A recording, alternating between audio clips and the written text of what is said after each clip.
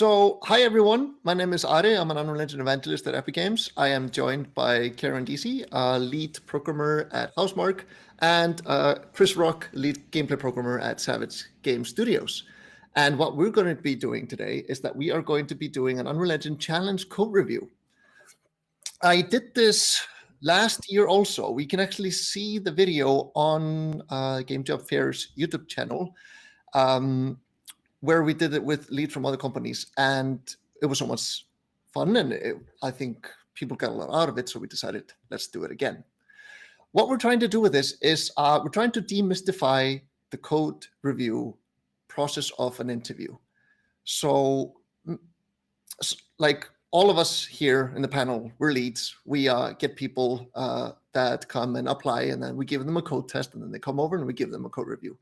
And sometimes we feel like, well, I don't know about you guys, but at least me, I feel like they're doing the same mistakes over that. I wish I could just tell everyone, like, hey, like, maybe don't do it like this and this and this, do it like this and this and that, because I keep telling the same thing in these reviews. And people might think, isn't that kind of cheating, Ari, that you're telling everyone how to interview better? No, that is not cheating. I'm making better employees do better job interviews, which is just a win-win situation. I guess we should just start immediately. And also, so I explain a little bit about how this works. We had a bunch of people send in their applications, which is their little code review projects. This time we did Space Invaders like clones. A small project, usually code reviews or like these code challenges that interviewers will have you do. It's something small they can do over the course of a weekend. I don't think studios expect more than 3 to 5 hours of it. So we did that also, but we gave them 3 weeks to do it, which seeing the amount of code some of them did might be a little bit too much. Maybe next time we'll do it a little bit shorter time. And so what we did is that we chose the 3 best ones and we crowned them all the winners. So the ones that were crowned winners, we were going to go over them one by one, tell them like, hey, you were a winner, and then one of us will code review as if you were in an interview. It might sound a little harsh when we actually get into it, but this is a prize. You're actually getting this, so it is good. Just it is constructive criticism.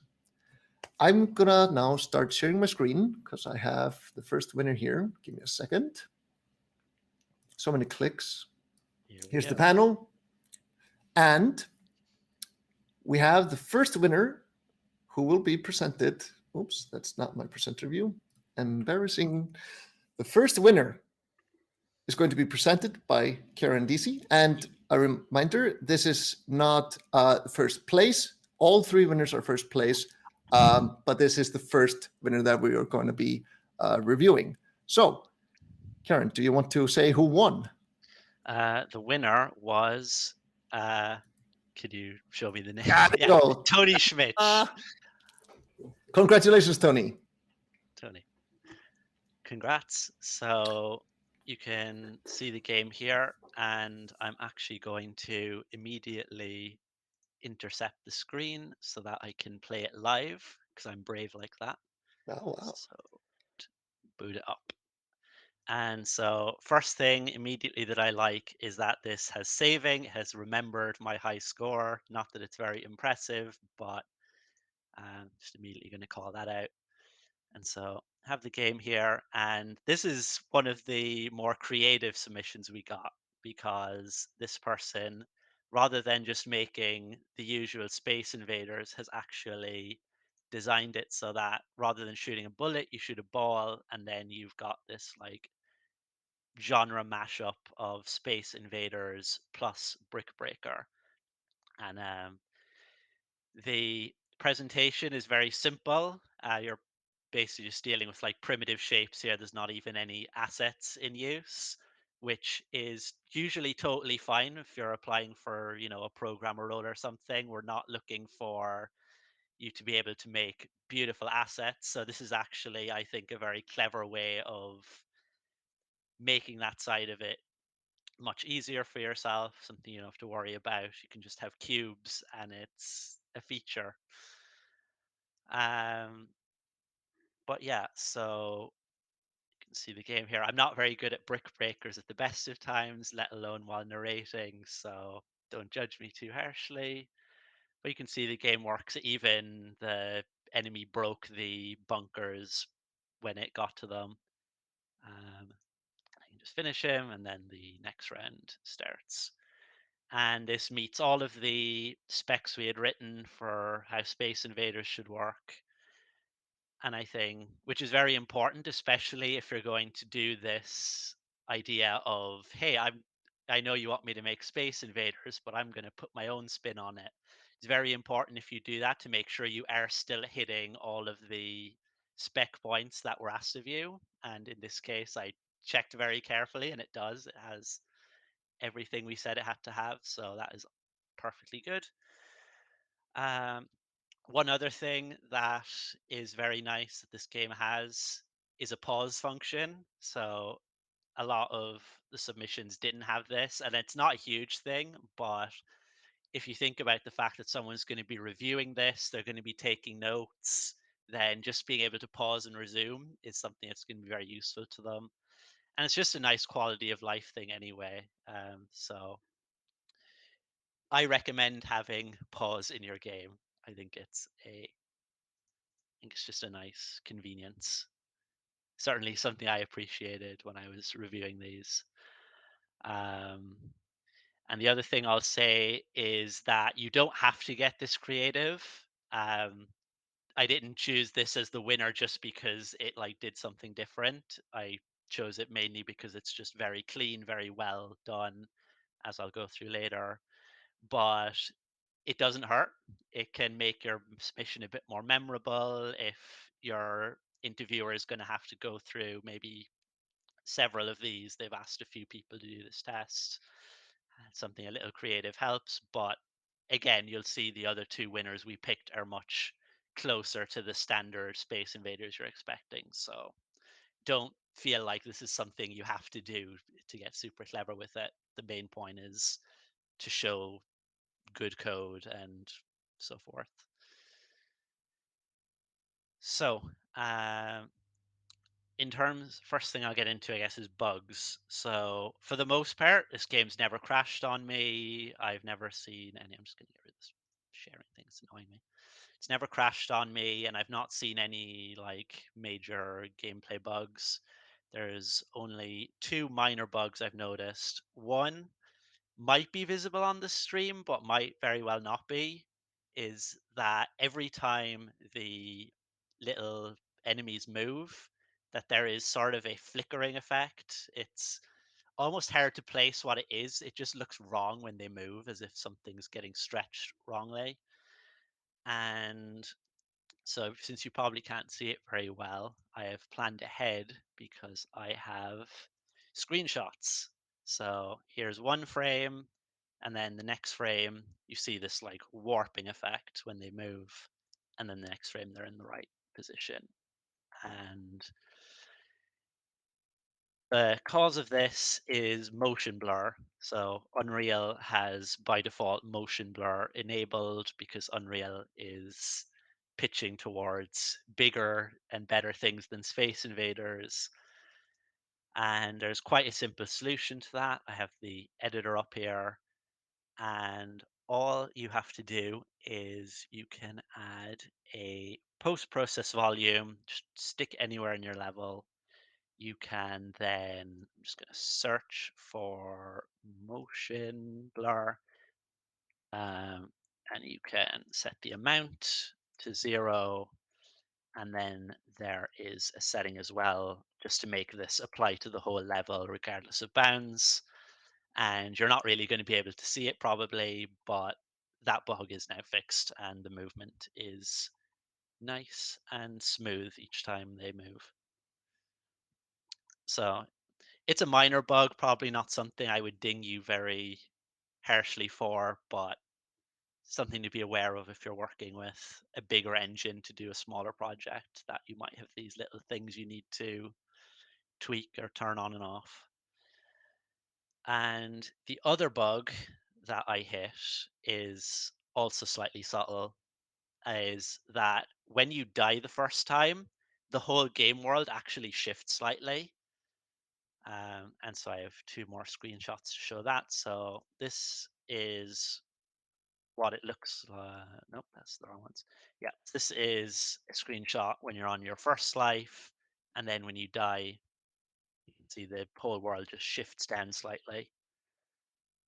Again, minor thing, but something I noticed and looked into.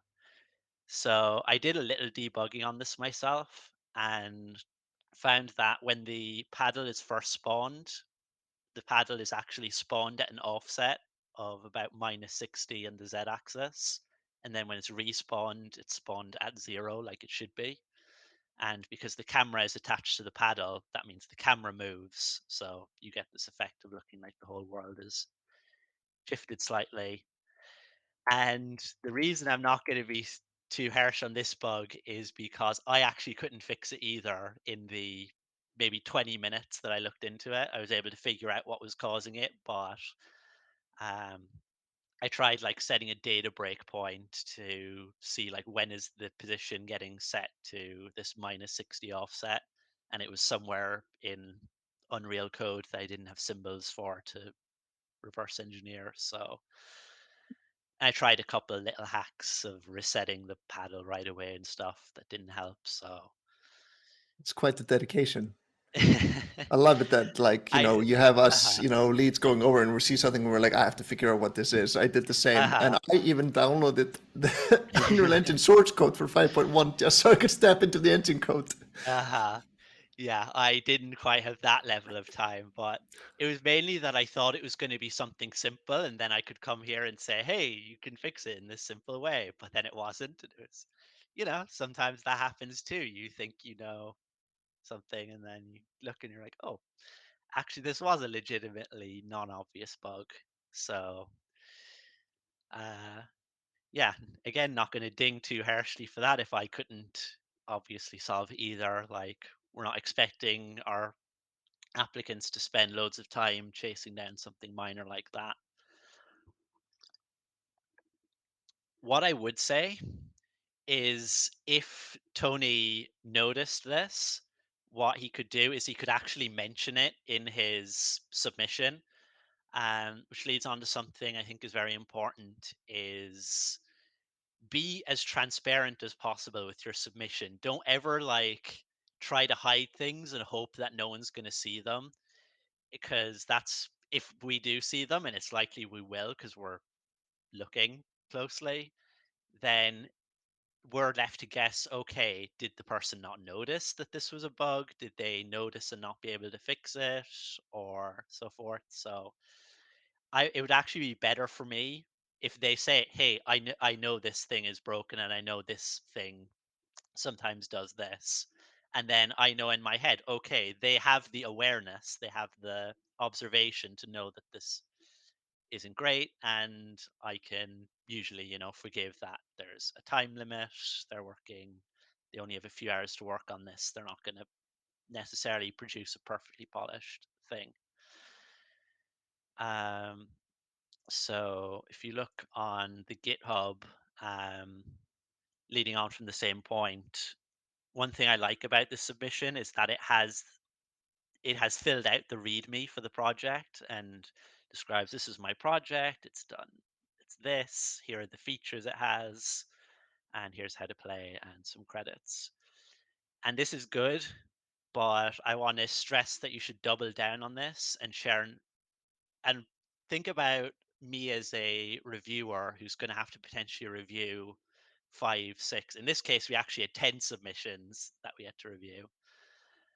Um, and when I get to your submission, what I want to know is what's special about it. If there's something you've done that you think is particularly interesting, you should point that out and say, hey, go check this class and you'll see this thing. I want to know breakdown of features like this. What should I expect to see? And as I said, if there's any bugs, anything that you're aware of that's wrong with it, just put it up front and then I will know exactly what you've done. And as well, even you can, depending how long you've spent on it, if you've like spent, I'm thinking about the missionary is going to show that has like clearly many, many hours put into it, maybe tens of hours. And it would be interesting to know the process you've gone through, because that's a lot of what I'm interested in as the interviewer, is not just what you can produce, though it is important that you can produce something, but also what's the process you went through. What did it look like after 2 hours? What did it look like after 4 hours? Maybe not getting too granular about it, but just giving me some idea of, hey, I spent 5 hours on this project. It took me about 2 hours to get a like basic setup going with this and this. Then the third hour I added this, and then the last 2 hours I was cleaning up. And that to me just gives me some context of, now I see what you've produced and I know about how long you spent on it. And so if the time you spent is a bit less, then I know to not be as critical of maybe some of the little details that might have slipped through. Or if you spent time more, then, you know, I know that and I can put the whole thing into that context. Might it be detrimental to them to give that info? For example, if you say, "Oh, you spent way too much time on this compared to the results you have." Could be. I So if they wanted to play it safe, maybe they shouldn't share that. I would I think it would have to be quite out of proportion for me to really ding that someone on that. Like, I feel like the honesty counts for so much that it would take quite a lot to offset that into a negative direction, if you know what I mean. Okay. What do you think? Do you have I any? think it would be interesting to know, but I don't need it. But yeah, like I think also because yeah, knowing how long they spent on it, but again, to say like it might be detrimental. So Yeah. like I wouldn't say it as a requirement, but if it is something you like, you can just say like, "Oh, sorry, I have a side job, so I could only spend 2 hours on it. That's why it's a bit crappy." And then we can go like, "It is a bit crappy, but for 2 hours, this is amazing." You know. Yeah, I can see that maybe it's more necessary if the time is very long or very short, especially very short if you're sort of wanting to And we're all No, humans. contextualize that. Mm. with the note that you mentioned, Ari, that it's not required, and for any job interview I've been a part of, it's also not required. So you can also make the choice about whether to use it. If you think it benefits you to mention this information, mention that information. Exactly. Mhm. Yeah. Yeah. If it's something to Um, brag about, do it. uh that's a fair way to put it. What do you Yeah. think as well about the mentioning the bugs up front? I think it is better because if you have a bug in there and you don't mention it, then I start thinking, did you even notice it? Which is not a good look. Exactly, exactly. I'm just checking my Should we start time. looking into some code then? Yeah, I just realized I've spent quite a bit of time, so let's actually get into the nuts and bolts of this. Let me crack open my notes again. See how we've been through those, and then let's get into the weeds. So first, I'm looking at this invader manager class, and so the way they've set this up is they have the individual enemies as individual actors, and then this manager class basically has all the logic for them to move as a group, to act as a group. And so first thing I want to highlight is actually in the header file is this. I like that this is here, that there's a clear description on the class that this manages the invaders in the level, tell them when to shoot. And here it should be spawned by this, and it could have been implemented like this, but I've done it like this.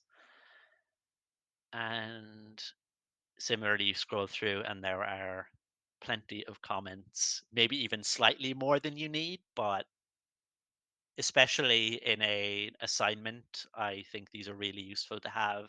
Again, someone is going to be coming in and trying to get to grips with your code and they want to just do that as quickly as possible. So just having nice, clear stuff like this really helps. But getting into the class, so I'm going to pick on a lot of things, big and small, in not any particular order, other than it's kind of the order these things appear in certain files. But let's see. So the first thing I got to here is that there is some setup here with various values coming from this config, and then here we have the logic. This is the logic that when you've cleared the enemies, that moves them down when you start the next stage. So you get the stage, and then you sort of like do a backwards iteration here. And the first thing I will pick on is a minor thing here is this magic number -100. Um, Magic numbers are something you should be very wary of in your code, because you have this -100 here that is presumably meant to match this 100 here, that each time the enemies move down when you're playing, they move 100. So this is supposed to match and say they're moving one row lower. But if you come in and change this to 150 and you forget about this, then it's going to be out of sync. So that is a bug waiting to happen there. So just I would define this somewhere as step, downward step, and then have both of these reference the same value, which you can then change. Would you define it in code? Um, yeah, so you could define it in code, and that would already be better. Step further, you could have this as part of your config that you could then have be editable in the editor, so that your designer who can't work on code can come in and tweak with that value. Basically making it a U property then. Yes. So there's that. Then invader begin overlap. So this is just pointing at this logic. This is how they handle knowing when the enemies are at the boundaries. So you have this block X, and I can show you in the editor that we actually have these just bounding boxes on the sides here that have been tagged as with this block X tag. And then, oh no, I've toggled something somewhere. That's going to be fun later. So they've been tagged with this tag, and you can just detect if I've overlapped with something that has this tag, then I'm going to move down. And similarly, there's a block at the bottom that's tagged as block Z, and this is how the invaders know I'm at the bottom of the level. I shouldn't go any lower. So yeah, that's a nice, elegant way of detecting that, rather than maybe having to play with numbers that you have to tweak. You just have something placed in the editor that you can see very visually, and then just have some code here that picks up and hooks onto that. Then if we go down to perform move, again, first thing I'm going to flag here is that there's a lot of comments. If I come into this function having never seen it, I can straight away see, oh, it's caching a vector, then it's resetting, then it's doing this, does this, and straight away I have an overview of what are the steps this function goes through before I've even had to parse out the code. So that's really good, and especially a comment like this, that's something non-obvious here, because you're doing this like reverse loop starting from the end and going backwards. Why are you doing that? It says right here, because one of your invaders might get destroyed. And so if you're going backwards through the array, then when the array reshuffles, it's going to still not mess with your iteration. So that's a neat little trick. Another thing that I like here, if I can, yeah, so we have this sweep test. So the danger is when you have the enemies moving is that they might move onto the ball, and then how are you going to handle that? Is the ball just going to like awkwardly pass through them? But this explicitly checks for it, checks, hey, am I overlapping the ball after moving? And if so, then do an impact so that the ball gets like knocked away. One thing I would suggest for this, so I mentioned this is like a manager actor that's managing all the individual invaders. You can see it iterating through each of them and then moving them.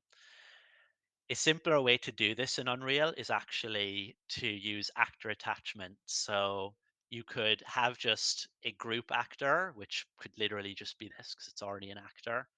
And you could attach all of the enemies to it individually. And then when you want to move all the enemies, because they're all moving together all the time, you just move the group actor and all the attached actors will just move with it. And so you wouldn't even need to do an iteration like this. It would just work. Sweep test, you'd have to handle a bit differently. You would have to maybe have a bounding box for the entire group that, and then detect if the ball is in there, and then maybe have to iterate through in that case to find which enemy it's intersecting with. But that could be worth doing anyway, because currently here you're iterating every enemy and doing what, potentially 30 of these collision checks. And in most cases, the ball is going to be somewhere else in the level, not within the group cluster. So you could optimize down to just one big check. That would be more efficient. And anything else here? Next point, you have this, another minor note here, you have this sort of circular buffer setup where you have an array of move sounds, which I guess is sort of your pitch shifted move sounds each time the enemies move. So I'm not going to try and do pitch sounds because I'm not musical, but you have this plus plus, and if greater than set equal to 0. You can actually simplify this down to a single line where you can say this is this plus 1 modulo the move sounds dot num, and this gives you the same thing but in a single line. You might need parentheses here. I assume you need parentheses here. Um, Again, just minor note, minor tip for you if you're doing something. This is a pretty common pattern here where you have like an index that loops. And what else? Yes, so in the, how am I for time? Still got maybe like 6 minutes. So if we look in the perform attack function, so I noticed here that they have this has clear shot function, and what this is doing is it's doing a trace from the bottom of the enemy to see that there's no enemy in front, or does a trace for a certain amount. And my first thought when I saw that was actually, haha, you're doing a trace, but you could really just like go through the enemies and just know which ones need to be in front if you had like the grid layout figured out, and you could do something more efficient there. But I actually changed my mind on that, and I actually like doing it as a trace because now you're not locked into the idea of the enemies being a grid. If later we want to do something where maybe the rows are offset from each other, or we're doing even more interesting patterns, this will just work because it's just tracing down to make sure there's no enemy in front, which can just handle any arbitrary situation. So I like that. Minor note here is that because this is assuming that there will be something in this array, and then that something will get added here, and that I'll be able to index it here. If this got called at a time when there's no enemies in the game, this would crash. This would be index out of bounds because there'd be nothing in this array. As it happens, it doesn't actually crash because that situation never came up, and it's probably the logic has been figured out so that it won't.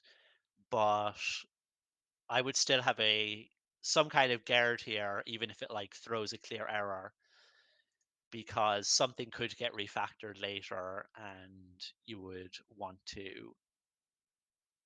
just want to have some guard here against it in case that there is some later redesign where you can have a stage where momentarily there is no enemy existing in it. And last thing in this file was this timer setting code is a duplicate of some code much earlier, and duplicated code is always something I'm very keeping an eye out for, even if it's something relatively short like this, it's only 2 lines. I would always pull this out into its own function and have them both calling the same thing, because if you need to tweak something, you won't make the mistake of tweaking it in one place and not the other. Okay. What else? I'm just thinking, what are with time being short, what are the critical things I wanted to review here? So one thing was about how firing the ball works. And the way it's been architected is that it's mostly actually the game mode that handles the firing the ball and so forth.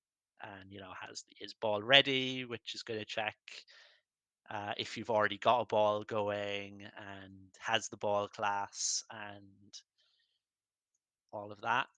And I don't really like that. The game mode is kind of for universal state, whereas the ball is something that's inherently tied to the paddle. You could imagine that the paddle can just own the ball. It can keep track of whether the ball is live or not.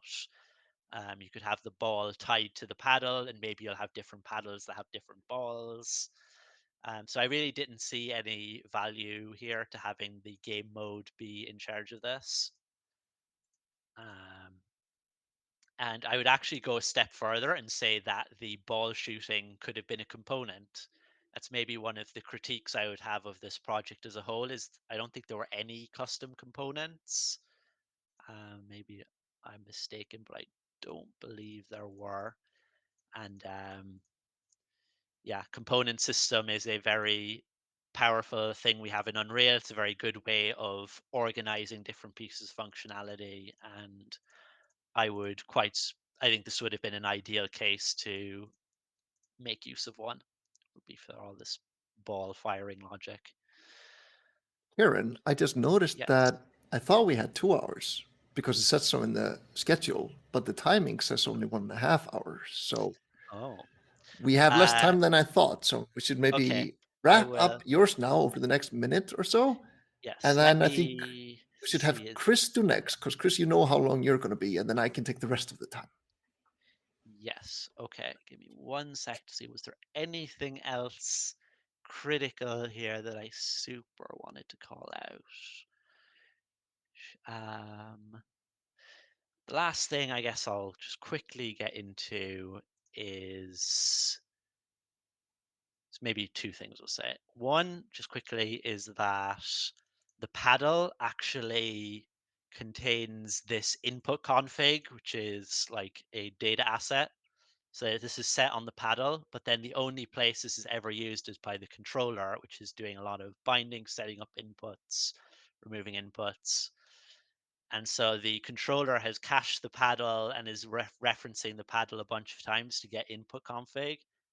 You could just put the input config as part of the controller class, and it would have been a more smooth way to encapsulate that. There was no real need for that to be there. And then also, the way the HUD is done in this project, it's very much dependent on your classes like the controller to go and fetch the HUD and to tell it, hey, you need to update. In terms of architecture, when it comes to like user interface, I prefer to have it be that the game logic can run in and of itself, and that the UI is like a layer on top of that that is observing and reacting to what's happening in the game, but that the game itself doesn't need to know about the UI, because then, the UI can be swapped and changed and adjusted as you want, and the game itself doesn't have to know about it.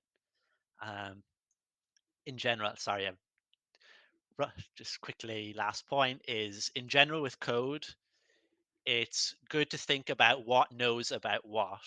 You want to have small things that know about as little as possible. And then because it's a game and things need to interact, there's going to be certain things sort of on the outer layers that need to know about a lot of things inside. But you should try and have sort of this one directional flow of what references what. And you should try to avoid cases where class A calls things in class B, but class B is also calling things in class A.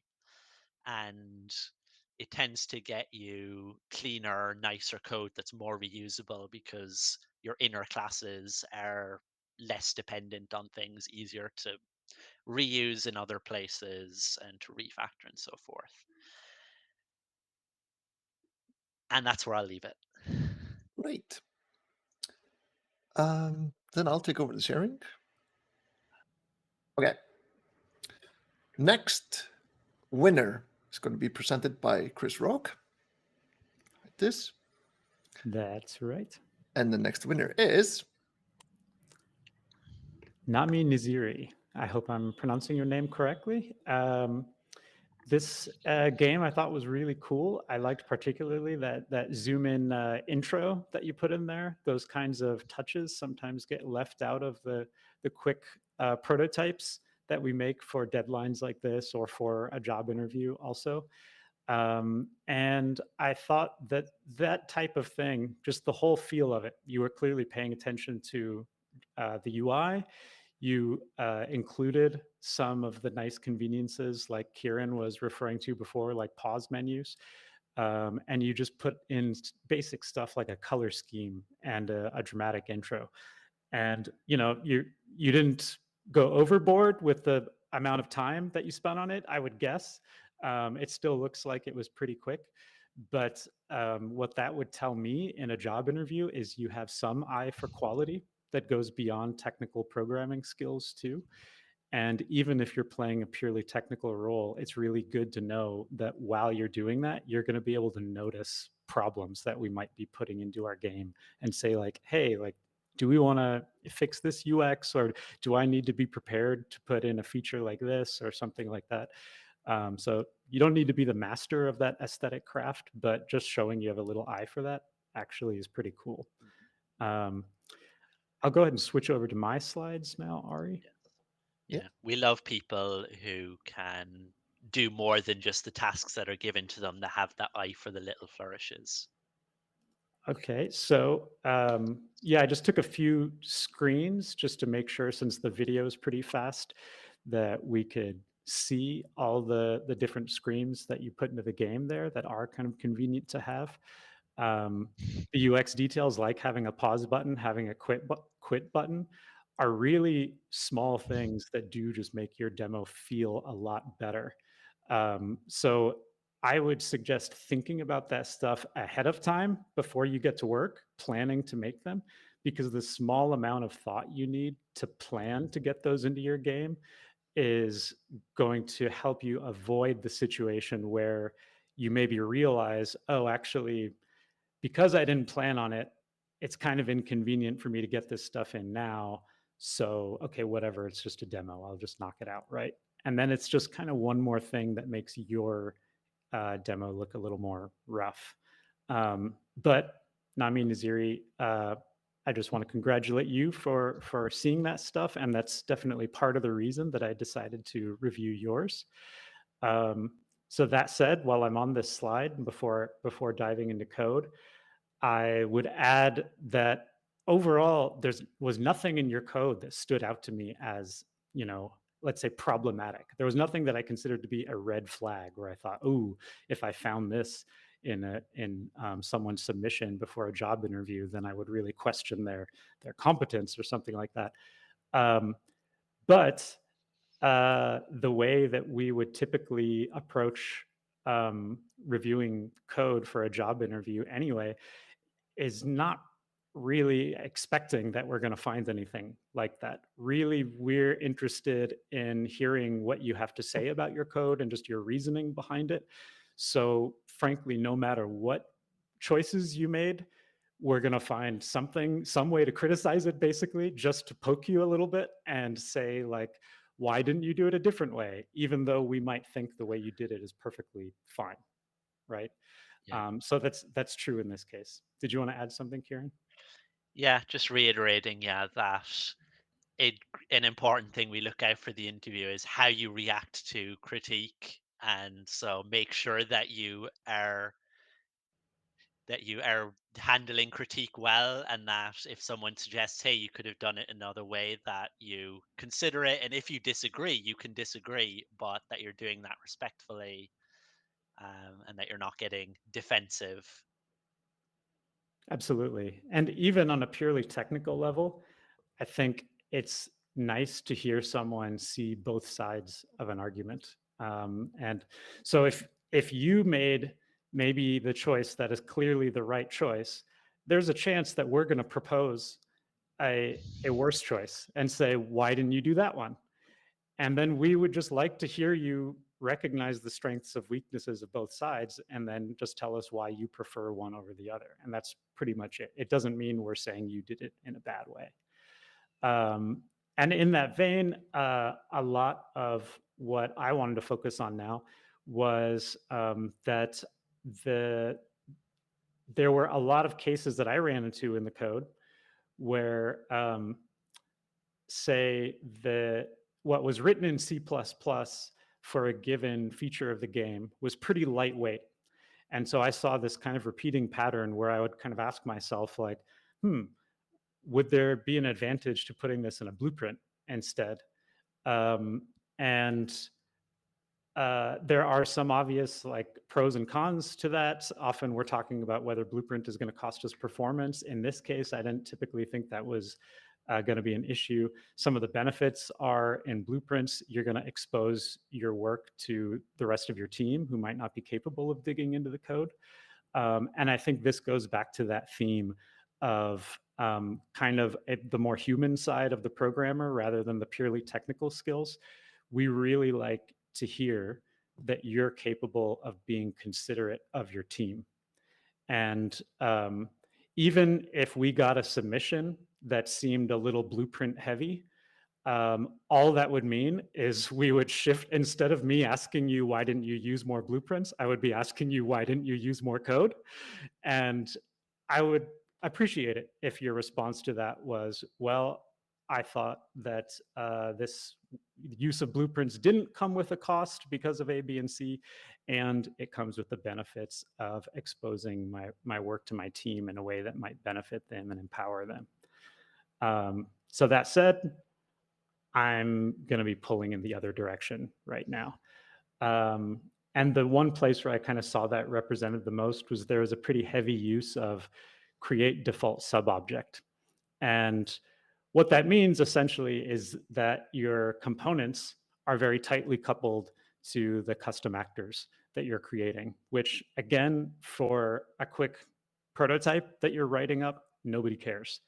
But if we happen to be thinking a little bit more long-term, and this is a class called base pawn, so this is the pawn that both the player and the enemies are extending, then we might run into a situation where we think, oh, well, now we don't want the enemies to use box component anymore. We only want the player to do it, but we've now committed a lot of our code to this particular arrangement.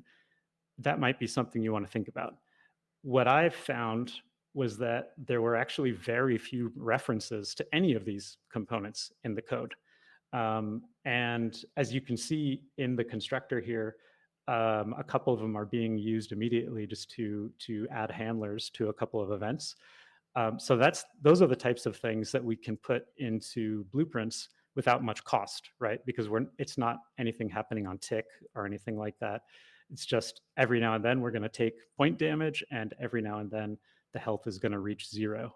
But there's also not going to be a whole lot of logic happening in either of these cases. The one approach that I would consider here, if you do need to keep the references in code, which of course is going to happen a lot, is simply retrieving them on construction. Of course, the downside of this is if you decided to create, the moment you create your BP, which is a subclass of a base pawn, this is kind of nice because it's going to auto-populate with all the components that you need, and then you can immediately start configuring them and stuff like that. It just takes away your ability to switch them out. And you also wouldn't be able to create subclasses. Let's say if you had health component and then you had a subclass of health component. In this case, we don't need that, but you wouldn't be able to use that subclass at all. If you more loosely couple these things, and in on construction, you were retrieving health component, then it would allow someone else to apply a subclass of health component, which would still function in that case fine. And again, I think you can determine whether you're going to do that on a case by case basis. But in cases where I did find that helpful, something I've done is just made sure to use an assert or an ensure, or at least throw a warning or something like that, to make sure that you're calling attention to the fact that this actor requires these components. And if it's a warning you're using, you can also just generate a default component at runtime, if you want to get some of that plug and play convenience that might be handy for prototyping, let's say. See, I'm not sure I would completely agree with that, because if you are going to set up your actor that it's going to expect certain components and that you're going to error if, or throw a warning if they're not there, at that point I would say that it is worth having them in the actor at that point. There are pros and cons, and honestly this is something we've been debating on my actual day job, is like, how much do we put in base and how much do we not? So Yeah, definitely you're not wrong. One thing I will mention is that in code, if you make a subclass of base pawn in code, you can actually switch out these components for maybe more specific classes. So if you made a subclass of health component, then your subclass of base pawn, there's actually a call you can do in Unreal that says, hey, when you make the health component, actually switch it out to be this class instead. So there's some flexibility there, but something that I would also be asking is like, yeah, how likely are you to actually be questioning some of these choices too? Like, the truth is, mesh components, you're probably always going to want mesh component in there, and it doesn't really matter very much. I also want to point out one thing, is that in our prompt for the challenge, we did say that gameplay mechanics and core logic should be written in C++, and the applicants could have constructed it as everything should be done in C++ with very minor blueprints. Yeah, again, not a criticism of the choice in this case. Yeah. Well, yeah. it's a good discussion point, because as I Yeah, say, this is something we're constantly debating internally. So the next thing I wanted to call attention to was the implementation of the projectile launcher. This is being used by both the enemies and the player, because they're both based on the same base pawn that we were looking at before. And what I saw here was that it was an actor, and this goes back to the question that I think Kieran was bringing up before, of some instances where you can use actor components. In this case, Projectile Launcher is not actually taking advantage of being an actor itself. So I believed it would be an appropriate case to switch over to actor component. And then if you still wanted to take advantage of having a transform, for example, then you can make that a scene component and get the benefits of that. In this case, that was another complaint that I would have, that the determination of where a projectile was having its initial position set was happening inside the pawn. And that is something that I'll come back to actually later, is just a separation of responsibilities issue that I would see. I would prefer myself if the projectile launcher could manage its own generation of projectiles and set up the initial positions and things like that. The pool component that it has, so we're pooling the ammo in here, and that's kind of cool. Not particularly necessary for the amount of ammo that we're generating, but it's pretty cool that, I guess, if we wanted to make it a bullet hell game, we could think about that anyway. Yeah, I like that, because the thing about the coding challenges you'll get when you're interviewing is they'll tend to be a very simple game. And so it would be very easy to say, well, there's only ever going to be this and this because it's a simple game. But what we're really trying to test you on is how well you can build our game, which is not going to be a simple game. So sometimes it actually is good to do overkill like this of like, I know I don't need to pool the bullets for this game, but I'm showing that I understand pooling and that I can do it, and that if this was going to scale up, I would have As it long as you there. don't mess it up. As long as you don't mess it up. And again, maybe you'd have a comment in your submission that says, or even in the code there that says, I know you don't need it for this, but I'm doing it because to demonstrate. So I do think there's value Absolutely. in going a little further than it feels like you need to go. And it's that catch-22 that you're going to find yourself in, where we've asked you to prototype a really simple game for a job interview. And so it's probably not going to require a whole lot of overhead, but you might want to demonstrate your understanding of that overhead that comes up a lot. So Exactly, yeah. if you choose to leave it out and just do what's required, then we might ask you, did you think about pooling for your ammo? And if you choose to put it in, then we might ask you, was pooling necessary? Yeah. And as long as you can demonstrate the understanding of both cases, then it's Yeah. fine. Which is maybe something I'll reiterate one more time is that this is slightly um, artificial in that in a real case, we would have you in for an interview and we would be asking you these things and you would be able to respond to us, whereas the format of this, that isn't the case. So, Absolutely. Yeah. And also, even going back to my previous point, it's one of the reasons I wanted to emphasize the presence of the pool component there. Um, the way that the pool component is set up is as an actor component. So you could also, in an interview environment where I might have asked you, did you consider making your projectile launcher a actor component rather than an actor? A perfectly valid response to that might be, well, I saw value in having the pool component or these other actor components, which I like to use for these reasons, attached to my projectile launcher. And maybe that would have been impossible or more complicated if I was going to try to make the projectile launcher an actor component. So again, it's a case where I don't see it as you did anything problematic here, but it's just something I would call attention to and want to ask you about it in an interview. I have one comment on this slide. Yep.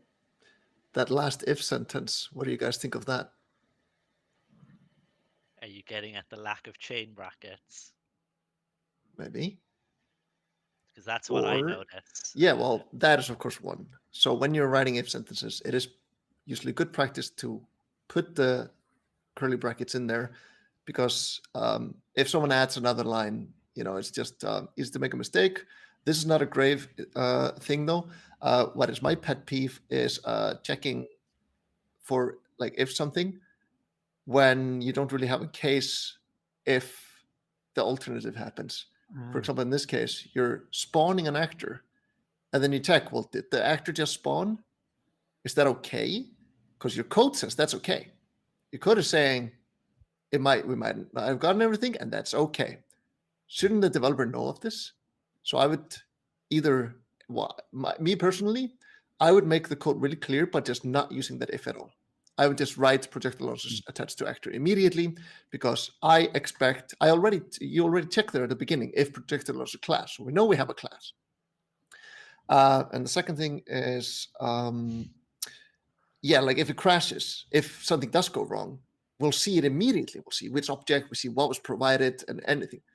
Now, if something does go wrong, how are you going to find it? You're just going to not see a projectile class, and like now you have to search for it. Now you're like, oh, I don't know where this is happening. So this is, I always kind of drive for this fail early, fix early, rather than don't fail, don't fix. I have heard you say that before, and I have a similar but slightly different view that you should avoid crashing if at all possible, but you should, in this case, you could have an inshore. So Unreal has the inshore system where you can have a thing that the programmer will immediately get their debugger stopped that will say, hey, this unexpected thing happened. And I think even designers might get something in the log. I forget exactly, but it goes in the log if they have the log open. Yeah. So my rationale is that you don't want to crash, because if we change something and now it does crash, you're potentially blocking your team until you fix that crash. So my view is you want to make it as visible as possible because, as you say, you want to know about it and you want to fix it. But if you can avoid crashing so that people who don't care about the projectile launcher can just get on with their work while you fix it, then that is the ideal. Yeah, and ensure would ensure that happens. Yeah, those are both good points, and I particularly liked, Ari, the way that you phrased it as having an if statement actually implies that both cases are okay. Yeah. That you're saying I can either have it or not have it.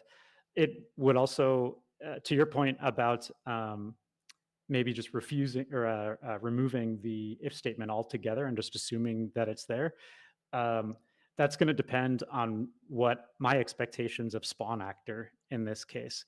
If spawn actor is capable of failing silently, then my code needs to be prepared for that silent failure with either an ensure to say it's not acceptable to fail silently in this case, or with as you have it, just an if statement because I'm okay with the failure itself. But you're probably not in this case.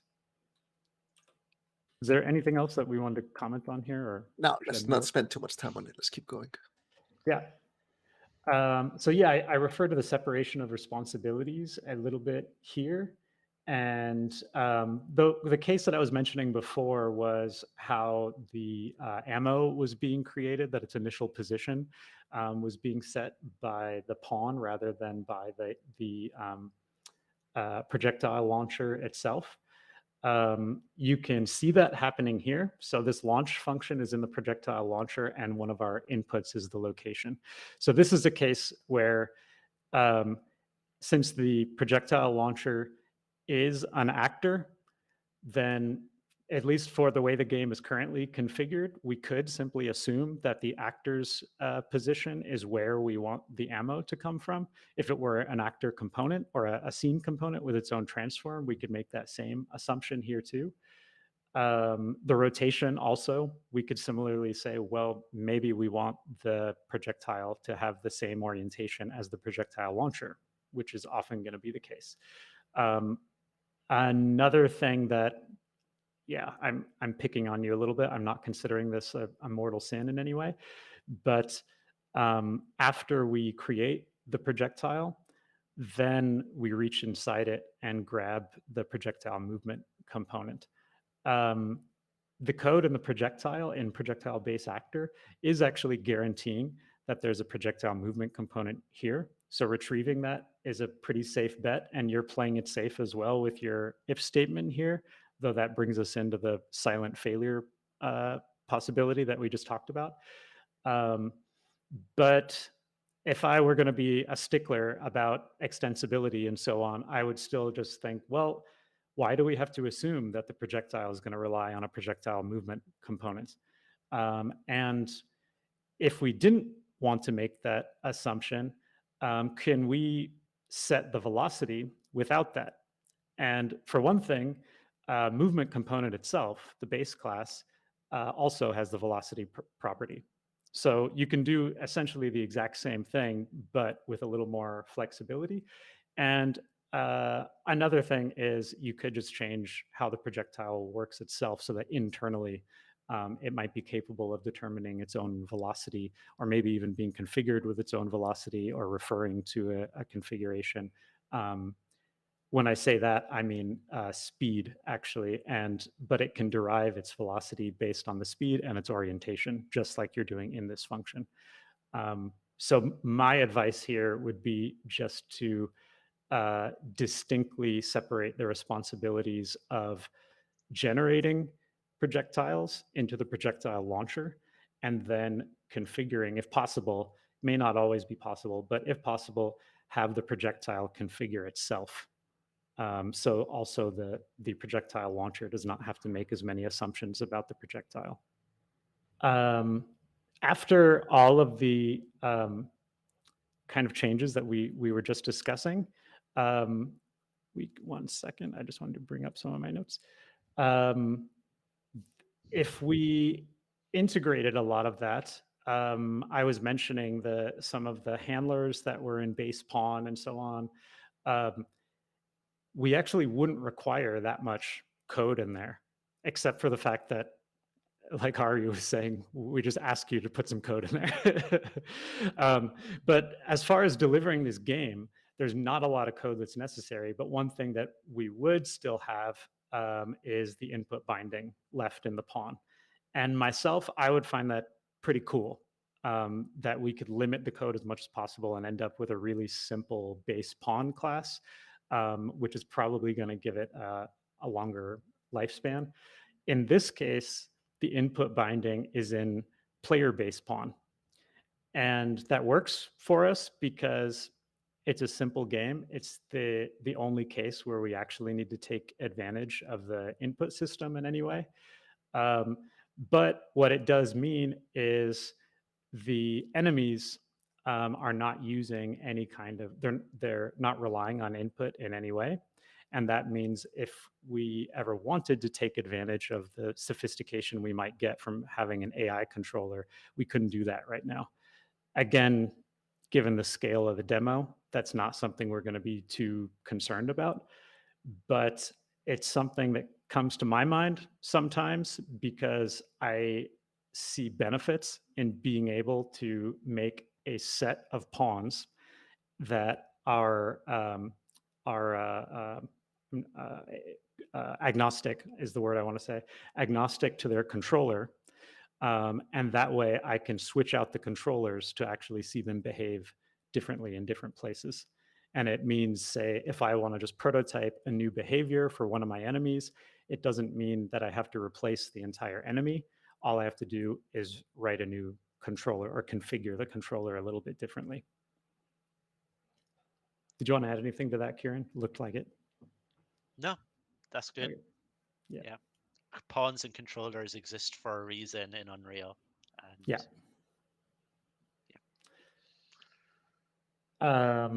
Okay, 2 more minutes. Okay. Okay, I'll try to speed through this a little bit.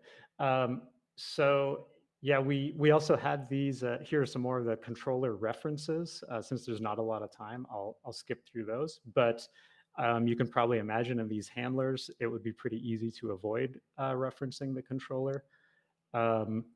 There were some properties being set on the enemy base pawn here that I would have liked to see stuck to a data asset or something like that, that would allow you to create more diversity in enemies if that's something that you wanted to do, or just prototype different settings.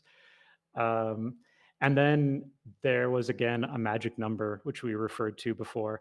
It's not the worst magic number in the world. What you really wanted to accomplish here was just auto killing an enemy. So you put a big number in there to take away all their HP. Even if you had a magic number somewhere in your code, I would rather see that wrapped in a function that was like a kill enemy, like kill instantly function that contained that magic number, rather than having it exposed to another class and that class being aware of the internal logic of your enemies. Similar to Kieran's description of the collective behavior of his Space Invaders game, I think of probably a lot of them. There was a single class that governed the enemy behavior of all of the enemies, and that was the enemy spawner. And that meant that enemy behavior was really rigid. If in case you wanted to change it in some way, that you would have had to just rewrite your enemy spawner. And if it was going to change, say, level to level, you'd have to have a separate enemy spawner for each one. That's a case where I think having a separate controller may have been advantageous. Something I'll pick on here as well is the name enemy spawner, because here we see enemy spawner move. So it's not an enemy spawner, it's an enemy group that is doing more than just spawning. Similarly, in my one, there was like, I think it was called the Invaders Manager, and I didn't really like the naming of Invaders Manager for something that's an actor. Manager to me implies more of a kind of sort of an abstract singleton U object. So just flagging that, like, class naming is something to think about. Naming, yeah, I tried to control my inner pedant of picking on all the names, but the truth is I could go to town with that stuff. Yeah. But yeah, just to wrap up, I again wanted to say great work. Thank you for submitting and giving us the chance to do this. I hope you weren't biting your lip as you were listening to that and saying like, oh, but why didn't he notice this thing? And that's amazing. It was really cool. The touches that you had in here were really cool. I didn't even talk about stuff like the chaos destruction that you have on the obstacles there. There was a little performance problem coming from those, but still the fact that you recognize that in the original Space Invaders, there was sort of the classic retro gaming version of chaos destruction in that they applied a pixel mask to slowly destroy the barriers. So Nami Naziri, I really appreciated your work with this, and I would have been happy to talk about with you in an interview environment. Awesome. Thank you, Chris. I'll take over the sharing now. We have 23 minutes left, so I'm going to have to speed through mine a little bit. You can stop sharing now. So the last winner, certainly not the least, of today's Programming Challenge competition code review is Alexander Terentiev. I hope I pronounced that correct enough. So I really like this game. It's no frills, it's just like, here's a shooter, and they do exactly what was asked for. When you destroy a whole column, they'll still pad all the way to the end. The bunkers are destroyed incrementally with these patterns even, which is like a nice little extra detail.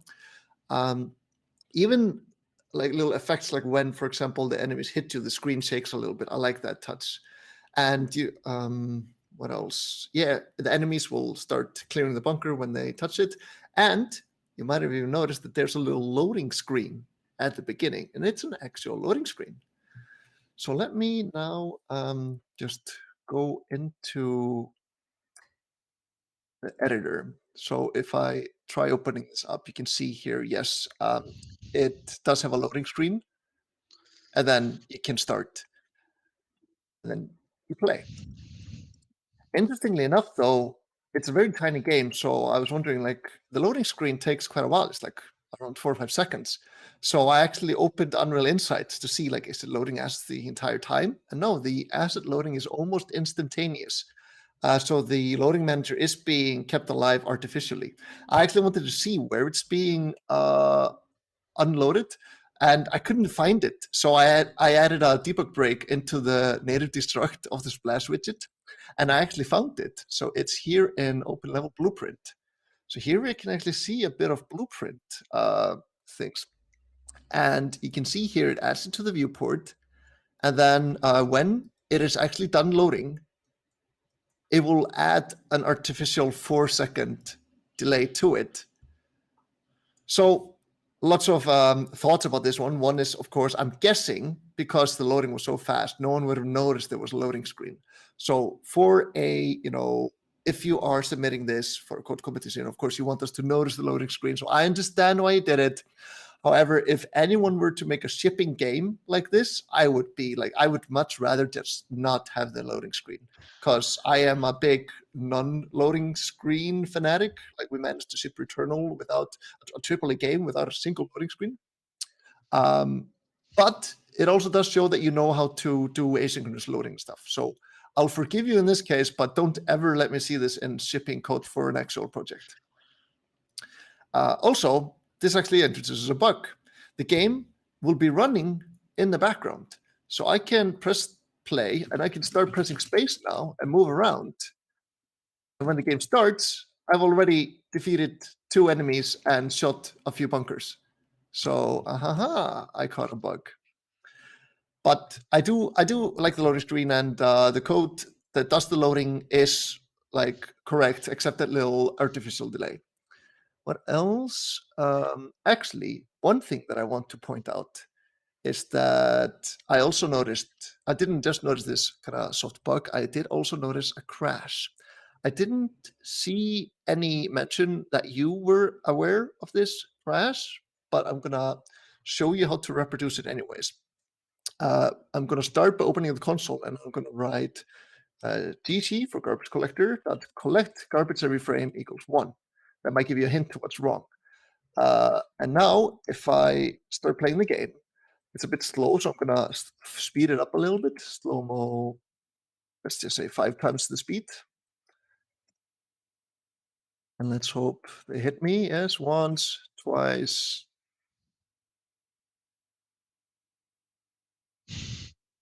I can do it. I can die. Come on. Here we go. We have a crash. Uh-oh.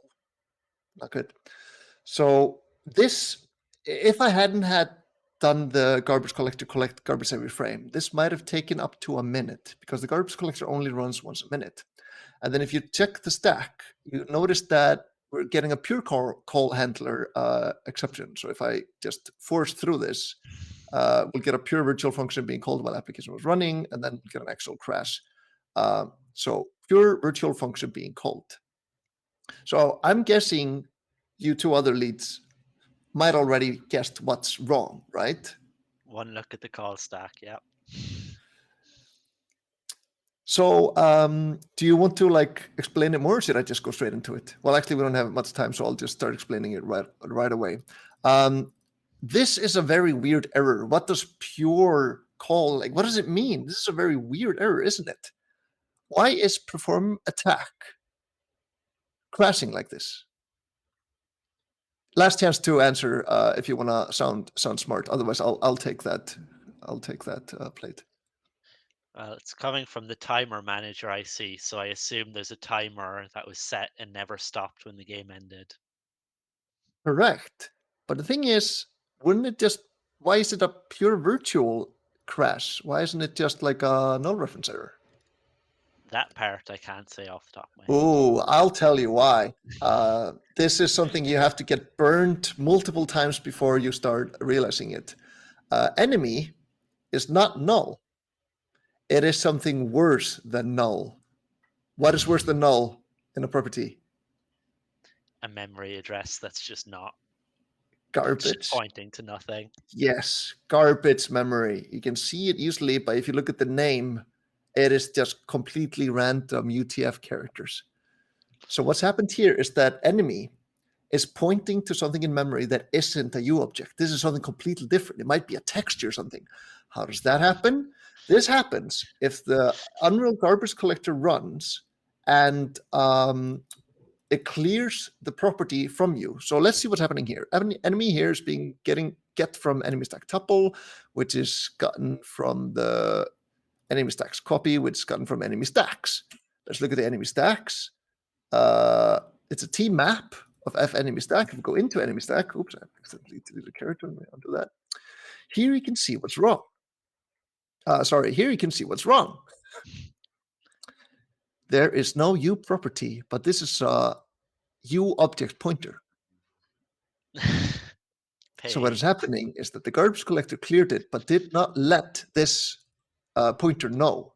So now the memory is being reused for something else, and this is still pointing to memory that is not just completely invalid. It is garbage, as we call it.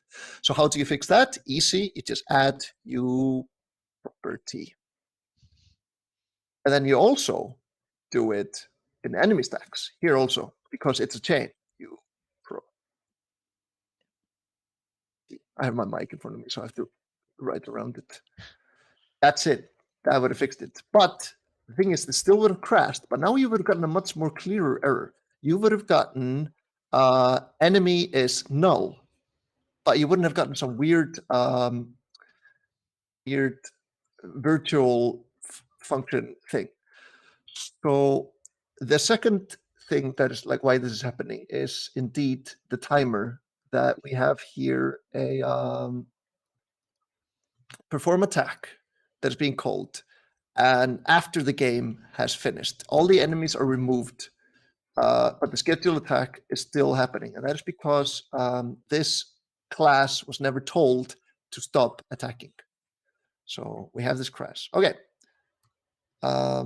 Otherwise, let's do I have anything else? How much time do we have? 15 minutes. Okay. Actually, I To don't. sum up what you were going over there very quickly, the bottom line is anytime you have a pointer to a U object stored like that, it should be a U property to make sure Yes, that if the object is destroyed, that the pointer will get nulled. exactly. That is it. This is a very, very important rule in C++ land for Unreal, and that is every single U object member variable must be decorated with a U property. Period. It's one of the foundational rules of Unreal. And I do like one thing. This like you're using the new object pointers, which is basically taking over the raw pointers, which is good. The thing is, the T object pointer is not a smart managed pointer. It still needs U property.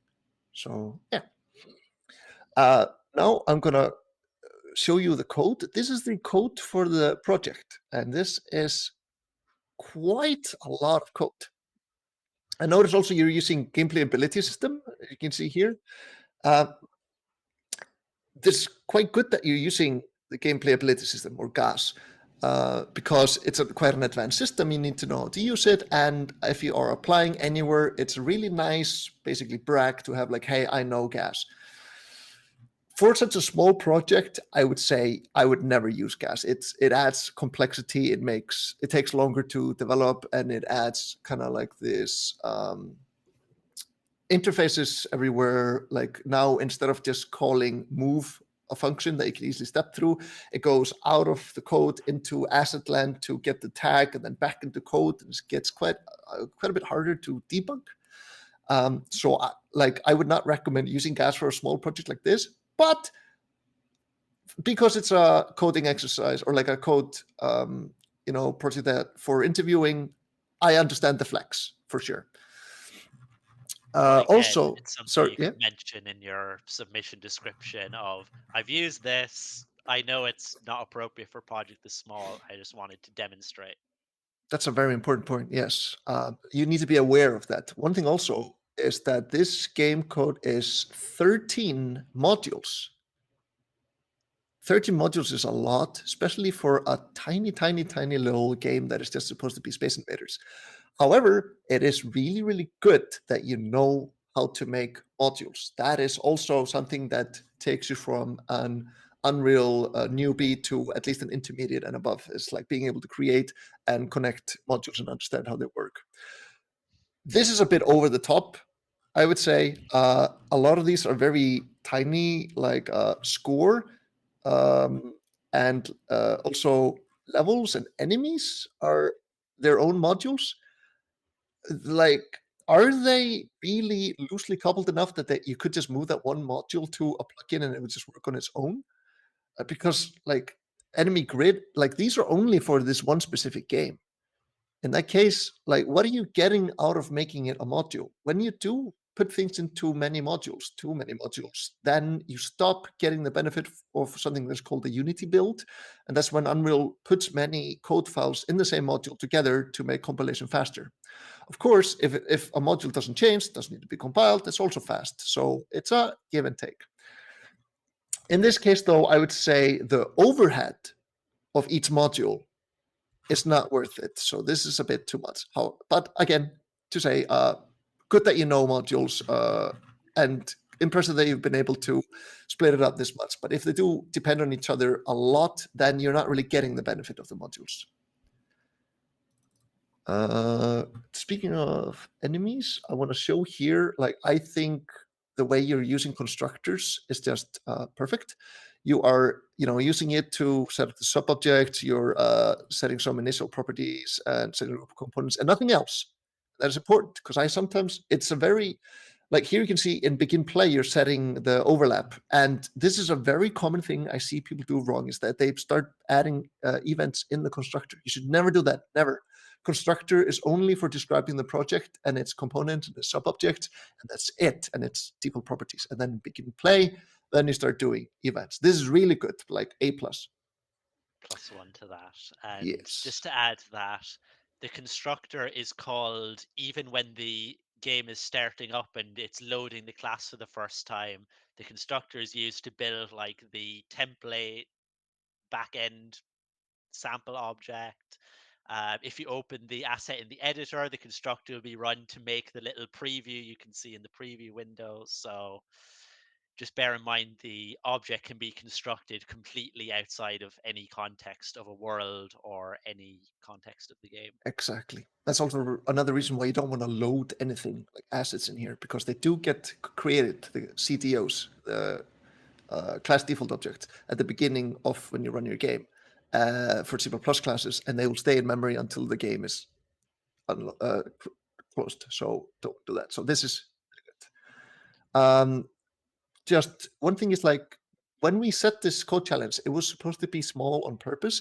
We want this to be something that usually, because actually I want to answer one question we got in the chat. Nicholas Sarella is asking, are these kind of code challenges common when applying for game dev positions? I would say yes. Housemark, I know you do these. Does Savage Game Studios do these code tests also for programmers, Chris?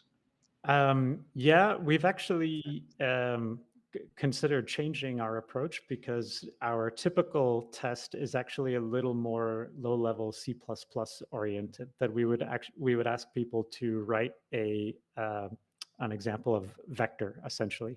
Oh, yeah. And it's purely to see if they've got a mental model of memory management.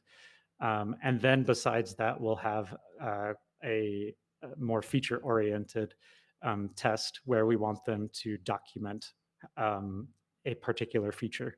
So we're not asking them to write all the code, but that we've also considered doing things that might be more in this direction and less the purely memory management-oriented test.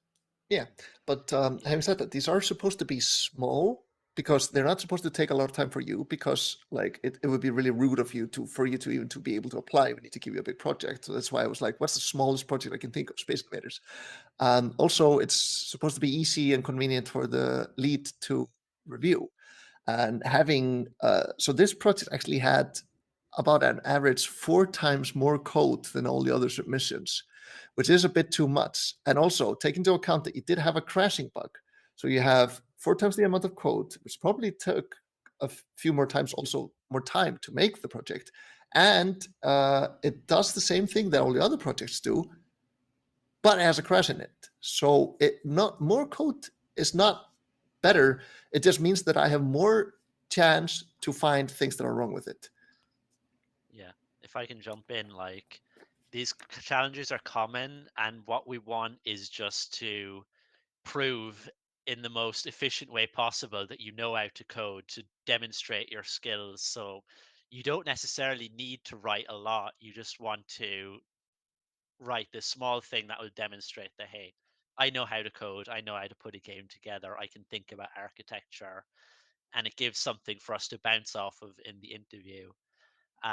To Ari's point about Housemark, we actually, when we interview programmers, we first ask, do you have a code sample you want to give us? Because the idea for us would be that you already have something similar to this that you can just give to us, and then that's no time from you.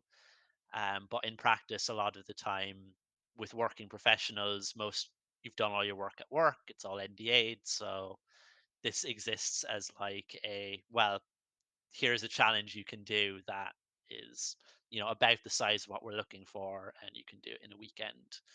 So yes, Yeah. they're common. Ideally, if you already have a sample, you might not even have to do it.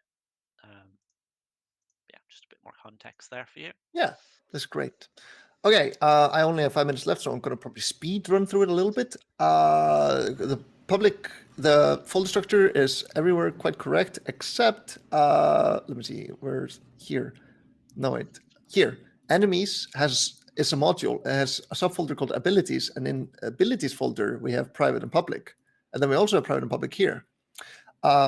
These are wrong. Private and public should always be in the root of the module itself. And these don't do anything. This is just unnecessarily making folders, and the Unreal build tool will ignore them, because basically having something outside of private and public makes it just public, period. Let me see. Score manager.cpp. Here, I wanted to show something that is, you have singleton, and you're using a static variable here. This is very, very bad. You should never use static like that for instances, because when you are running code, I closed Unreal Engine, the editor will, when you press play, it will set this. When you press stop, it will still be set. When you press play again, it's still going to be the same thing that was there the previous time. So what you should be using instead of singletons like this is you should be using our already existing game instance, the Unreal game instance, or you should be using subsystems that have the same lifetime as a game instance, for example, and you can get it from anywhere in the code still, but they will get destroyed when you click stop in the editor. So you won't get phantom crashes and bugs from lingering objects that are being kept alive with static variables. And so that's the reason why we do that. I know that sometimes you'll see static things that Unreal uses, and that is something that can be alive between editor runs. And even though we're doing it here and there, it's a bad practice for gameplay code. Don't do it. Let me see what else. So many classes, such as some of the managers, they are dependent on the game state, and as such, they have a switch case handling them all instead of being self-contained and self-handling. For example, in the enemy manager. Enemy manager is not an enemies module, which is interesting because in the project structure, we have 3 managers: score manager and enemy manager and one more, and 2 of them are in the managers folder, but the enemy manager is in the enemies folder. So I was like, well, the enemy manager must be in the enemies module then. No, it's not. So let me see, enemy manager.cpp. Boom, and that one is actually in. Sorry, am I just blind? No, I was looking at these private and public. That was also confusing. Oh yeah, sorry about that. That was my bad. Here we can see on game state entered, and it's like looking for spawn enemies, level, game over. It's very tightly coupled with the entire game instead of being a bit more self-contained, like having just something call spawn enemies instead of it knowing about the game state. Because now enemy manager needs to be shipped with this entire game, meaning that having it in its own module is kind of useless. How much time do we have? 1 minute? No way. All right, what else do you want to say? In the game instance, you manually set the game resolution. I did not. Where's that? Here, I had to comment it out because I can't share my screen with the resolution changing beneath me. I'm actually just out of time. We just can't talk about anything more because I have a lot more things to say. But if you want, you can send me an email, arit.arbjörnsson@epicgames.com, and we can actually do a call and I can go through, because you did win and you do deserve a proper code review. So we will, if you just send me an email, I will do it with you. Otherwise, I'm just going to stop sharing the screen and we can wrap up now. Some of this might have sounded a bit harsh. We were saying this is wrong, this is wrong, this is wrong. But the thing is, we chose you still as winners. You were the best of the project, and we are telling you how to improve. Again, congratulations to the winners. You will all get prizes. Oleg will probably get in contact with you and tell you more about it. We still have 30 seconds. Oleg, if you want to wrap us up. But thank you very much, guys. Yes, we'll get in touch with the winners and communicate about the prices. So that part we're going to do. I want to thank Kieran. I want to thank you, Ari. I want to thank you, Chris, for taking time. It was a pleasure having you guys. Hope we can, we can do it once again, because I think this time we got even more submissions. So interesting code review. But with that being said, I want to thank you very, very much, guys. Thank you for having us. Thank you. It's great to be here. And congrats again.